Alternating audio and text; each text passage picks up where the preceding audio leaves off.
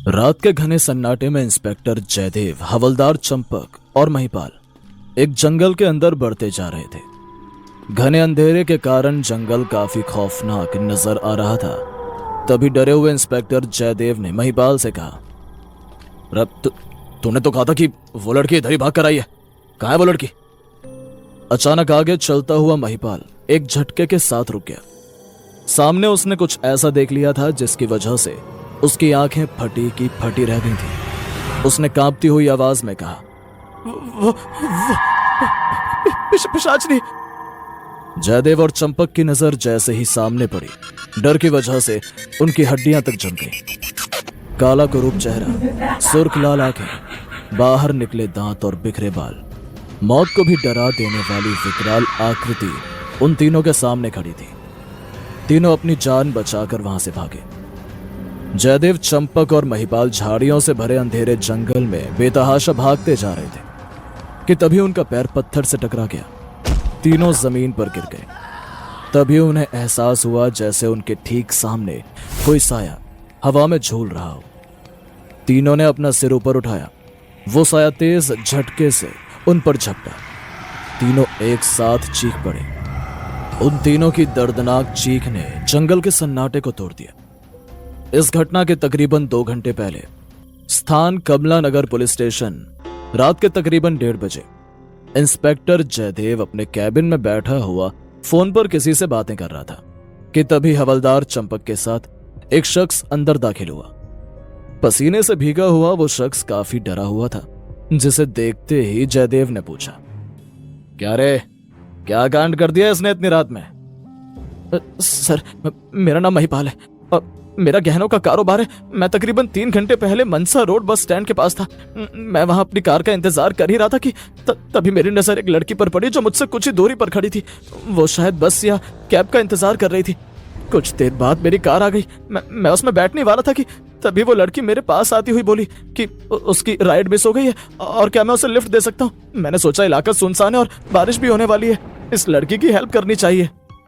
महिपाल की बात बीच में काटते हुए इंस्पेक्टर जयदेव ने कहा, ओहो, यानी तूने मौका पाकर अकेली लड़की को लिफ्ट दिया? हाँ, क्या खूबसूरत थी क्या लड़की? हाँ सर जी, बहुत खूबसूरत थी, पर मैं ऐसा वैसा आदमी नहीं हूँ। आप पहले पूरी बात तो सुनिए। उसने कहा उसे कमला नगर जाना है। कमला नगर मेरे रास्ते में पड़ता, ये सोचकर मैंने उसे लिफ्ट दे दी। वो बहुत खूबसूरत थी और मुझसे लगातार बातें करती जा रही थी। मैं भी उसकी बातें एंजॉय कर रहा था। फिर कार जैसे सिटी हिल वाले जंगल के पास पहुंची, उसने ड्राइवर को कार रोकने को कहा। जब तक मैं कुछ समझ पाता तब तक ड्राइवर ने कार रोक दी। फिर उस लड़की ने बड़ी फुर्ती से मेरे ड्राइवर का गला तेज धार चाकू से रेत दिया। वो वहीं तड़प कर मर गया। उस लड़की ने चाकू की नोक पर मुझसे सारे गहने लूट लिए और मुझे घायल करके जंगल में भाग गई।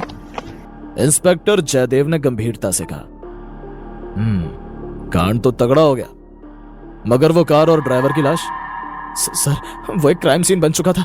मैं सबूतों से छेड़छाड़ के डर से वहां से पैदल ही भागा और किसी तरह अब तक पहुंचा। 1-2 केस और सुनने को मिले हैं इस इलाके से। चंपक, गाड़ी निकाल और क्राइम सीन पर चल।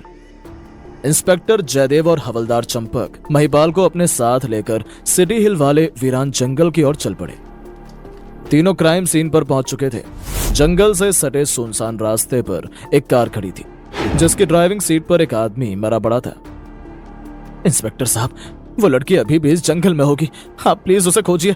वो अगर मिल गई तो मैं अपने गहनों से आपको 20% दूंगा। इंस्पेक्टर जयदेव 20% की बात सुनकर बहक गया। साथ ही एक क्रिमिनल उनकी पकड़ में आ सकता था, इसलिए वो महिपाल के साथ जंगल के अंदर जाने के लिए राजी हो गया। आखिरकार तीनों जंगल में दाखिल हुए। तीनों अंधेरे जंगल में चलते जा रहे थे कि तभी उन्हें अजीबोगरीब आवाजें सुनाई देने लगी। ये कैसी आवाजें? उसकी इस बात पर हवलदार चंपक बोल पड़ा, सर, इस जंगल के बारे में मैंने कई कहानियां सुन रखी हैं। लोग बताते हैं यहाँ किसी पिशाचनी चुड़ैल का वास है जो लोगों को अपने प्रेम जाल में फंसाकर उनका खून पी जाती है। इस वक्त ऐसी बातें सुनकर इंस्पेक्टर जयदेव और महिपाल काफी डर गए। फिर जयदेव ने चंपक को डांटते हुए कहा, राज चुप कर जा, इस वक्त ऐसी मनहूस बातें मत कर, और वैसे भी मैं ये भूत प्रेत में कुछ ना मानता। हवलदार चंपक चुप हो गया और तीनों उस लड़की को खोजते हुए आगे बढ़ते रहे। वो लगभग जंगल के आधे हिस्से तक पहुंच चुके थे जहां उन्हें अजीब तरह की आवाजों के साथ काले सायों के भी होने का एहसास हो रहा था, जो उन तीनों को शायद वहां से चले जाने की चेतावनी दे रहे थे। तभी जयदेव ने डरी हुई आवाज में महिपाल से उस लड़की के बारे में पूछा। जब तक महिपाल कुछ बोल पाता, उसकी नजर सामने खड़ी पिशाचनी पर गई, जिसे देखकर तीनों बुरी तरह से डर गए और वहां से बेतहाशा भागे। पत्थर से टकराने की वजह से गिर पड़े थे और पिशाचनी उनके बेहद नजदीक आ गई थी।